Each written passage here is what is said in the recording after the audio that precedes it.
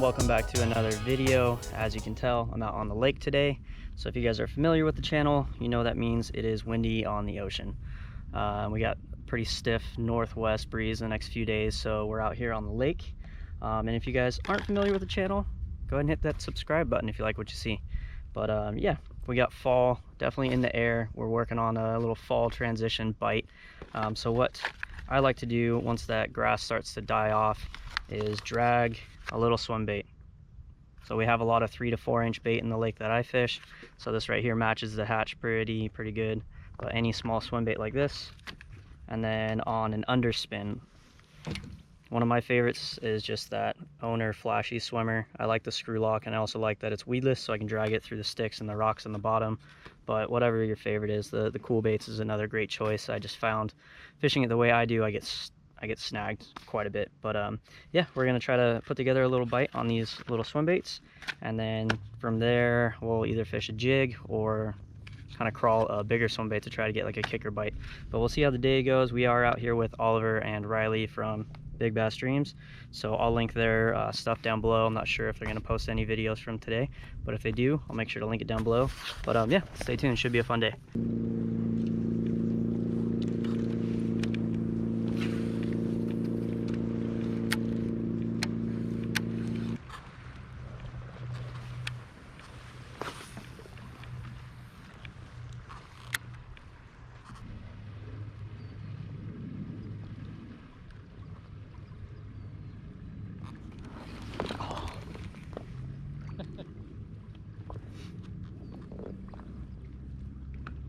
Keitech got bit like so fast. Felt like a little one though.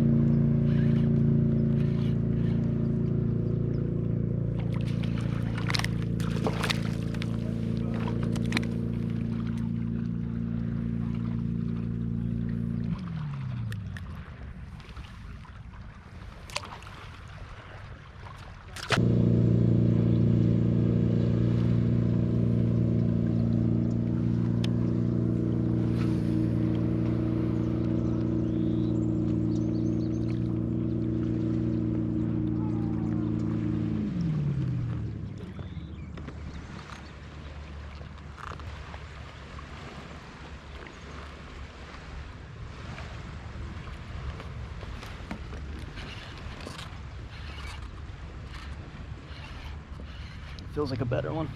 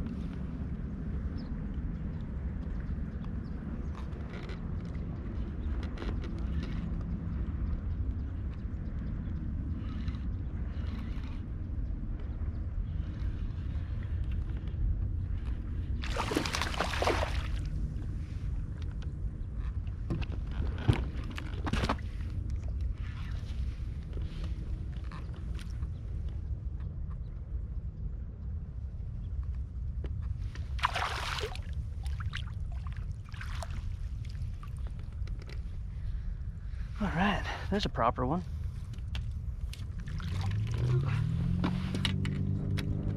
I'm fighting these fish on pretty light drag because these flashy swimmer hooks can bend out on you, but he wasn't coming off. Hooked him right behind that thick part of the jaw.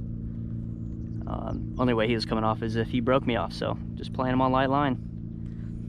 Dragging that Keitech just right along the bottom. Nice one. There's a ton of like micro bait out here, so figured bouncing this guy right along the bottom would get him fired up. But second one of the day. Sweet.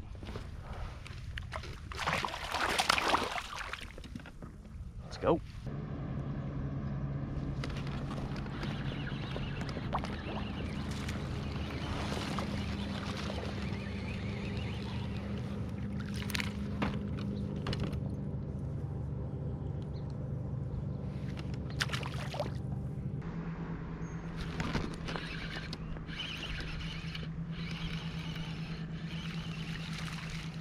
Stinkfest. Stinkfest.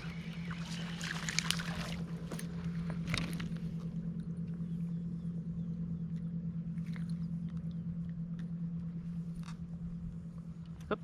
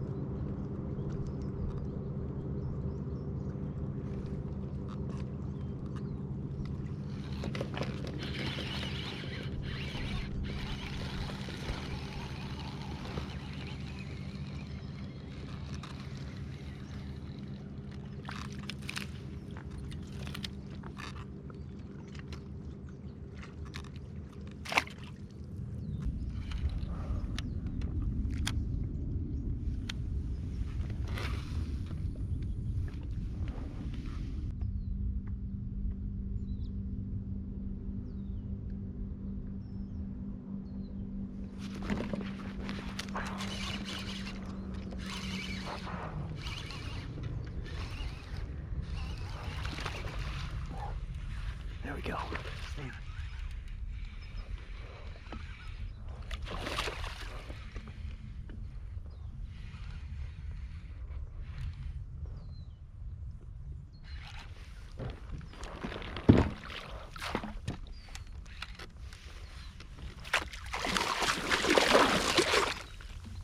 Was I ready?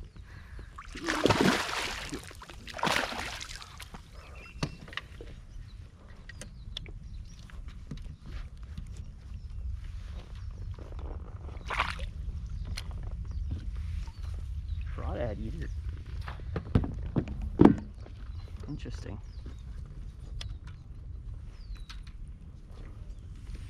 So there's another better one, another kicker, than having to weed through those little tiny ones.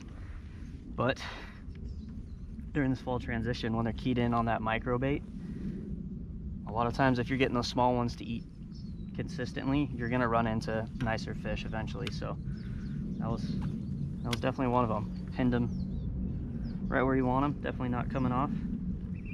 He does have the red lips, almost like he's eating craws. That's pretty fun. Just dragging this little Keitech with that flashy swimmer on 12-pound fluoro along the bottom, out in like 8 to probably 12 feet deep. See it.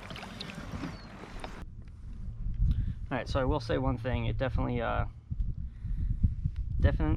will benefit you to take the time to retie often when you're, one, dragging the bottom anywhere, but two, especially around this kind of like slate rock that we have on these banks is extremely sharp. And check your hole leader. So I'm fishing 12-pound fluorocarbon to 30-pound braid, and instead of just checking right above the actual bait itself, run your finger up the whole line, because right there I didn't see it. I checked right above the bait, retied there, but then there was a big fray like halfway up my like 5-foot leader, and I wouldn't have noticed that if I didn't check the whole leader. So just make sure you guys take the time to retie, because the last thing you want to do is hook a good fish, have it turn its head right at the foil, right at the boat, float tube, kayak, whatever you're fishing out of, and break you off because you didn't spend, you know, the 2 minutes retying.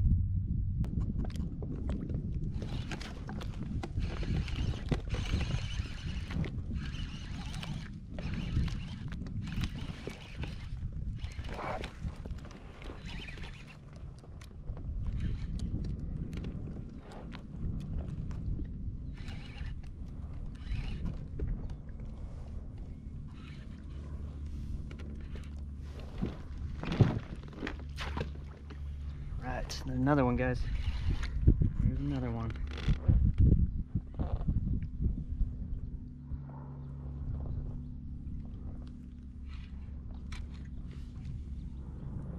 It's hard to tell how big he was at first because he kept swimming at me. Still haven't seen him yet. Over here, oh, little guy. Wow.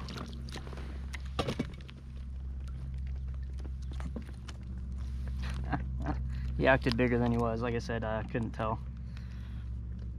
Could not tell how big he was right away because he was swimming right at me, so I played that one safe, just backed off on the drag, but a little chunky guy. Thanks, bud. Give me my swim bait back, Rock.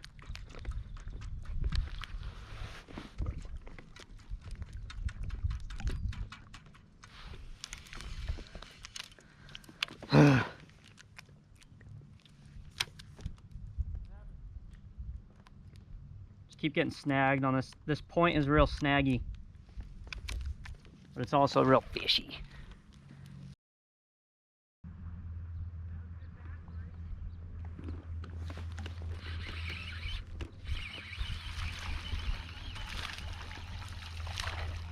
More dinks.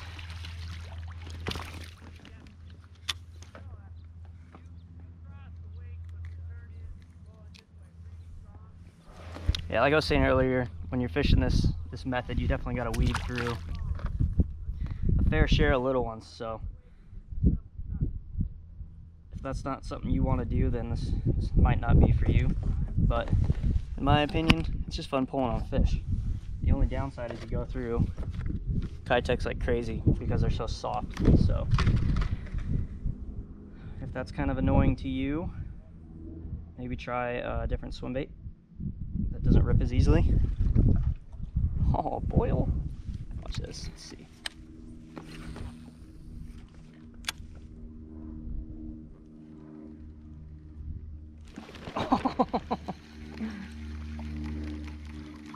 Oh, they stole my swim bait.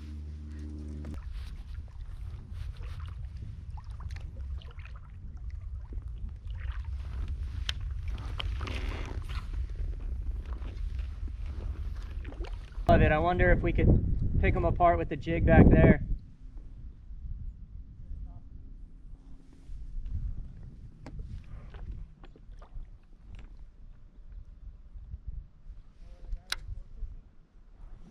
Was there a guy? Oh, last time? Yeah. Yep.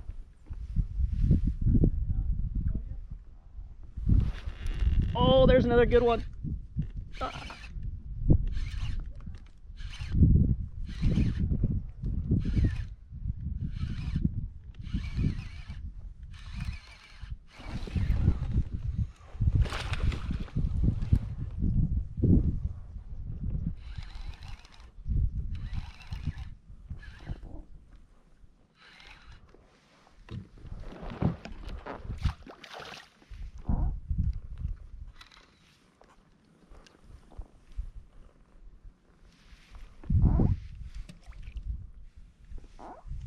Stay on there.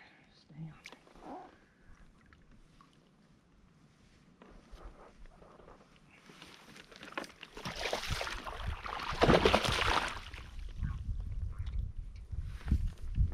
All right. Another keeper.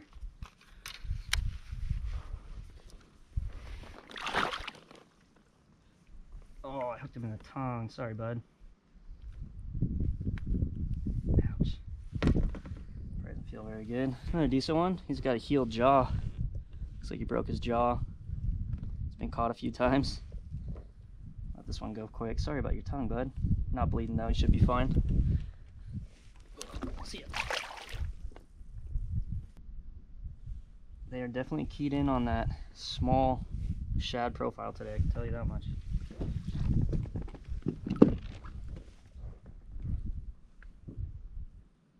But yeah, it's not, I guess, not the most exciting way to fish, but in a float tube, this is one of the most effective ways I've found to cover water and find out where those bigger fish are hanging out. So what I've learned so far is every single one of the bigger fish I've caught has been on these outside bluffy, like bluff wall. I don't want to say secondary points because a couple of them were main points, but anywhere there's some rocks jutting out in that like 10-foot of water zone. So what that tells me is later if I want to slow down and fish a jig or a bigger swim bait, I know the key spots already. So dragging this around in the float tube, I can cover water while effectively fishing a bait that gets bit, obviously. So I'll keep doing it. If it ain't broke, don't fix it. So again, I'm just firing this out there. Keep my rod tip kind of high to keep that bait out of the rocks. With the low rod tip, it definitely gets buried in the rocks a little easier. And when I do get a bite with the rod tip high, I'm able to drop the rod tip, wind into it, and then set the hook. So it gives it that extra slack to inhale the bait since I'm constantly moving away from it. So I'm just doing the rod tip high, bouncing it through the rocks. Kind of an unorthodox way to fish a underspin. You'd think that you fire it out and just wind it in and get that blade going, but what that blade is doing down there is it's just kind of bouncing through all the rocks, just throwing off a little bit of flash here and there, and sound as well. And in this dirtier water, I really think that helps the fish find it and key in on it.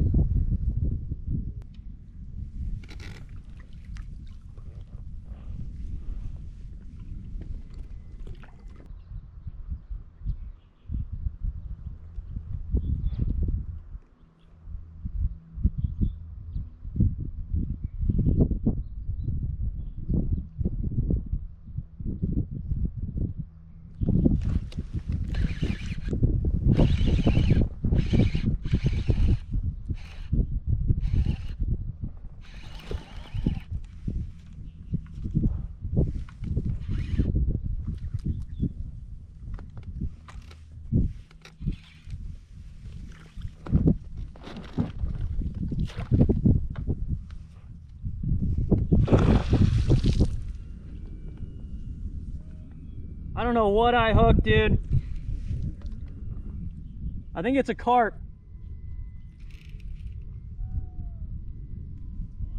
I think. Yeah, I was gonna say, do you want it?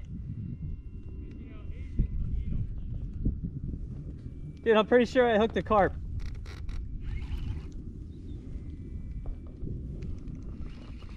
Or it's a catfish, I don't know, it's fighting weird.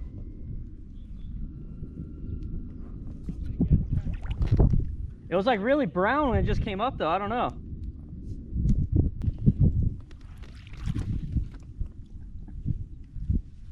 Alright, so I have no idea what this is, just dragging that Keitech on the bottom. Oh my god. It's a bass, it's a largemouth. Oh my god, I gotta stay on.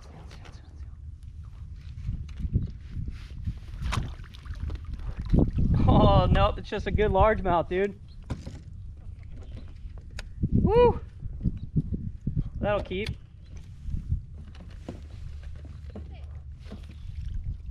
I got 4.5, 5 pound largemouth.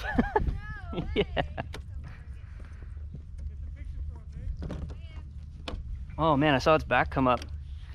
And it didn't like jump with its mouth open like a largemouth did. It came up to the surface and just took another run. But like I was saying, I'm fishing this on pretty light drag, so I thought it was a carp or a catfish. I have hooked carp on crankbaits here, so nice one.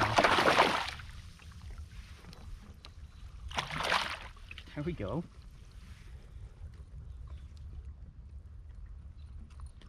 Oh, the hook just fell right out.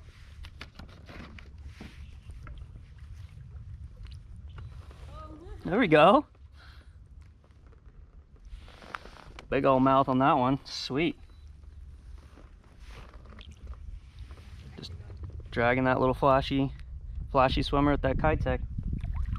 I scooped up a shad and that's the last thing but just to see its profile, but 5.5. there we go.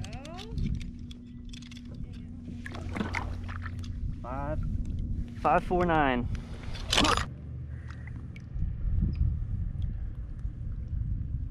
There we go.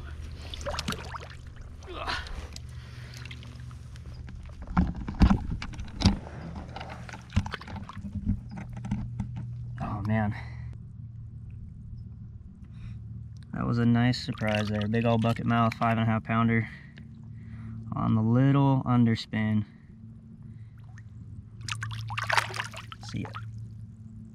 Yes, sick.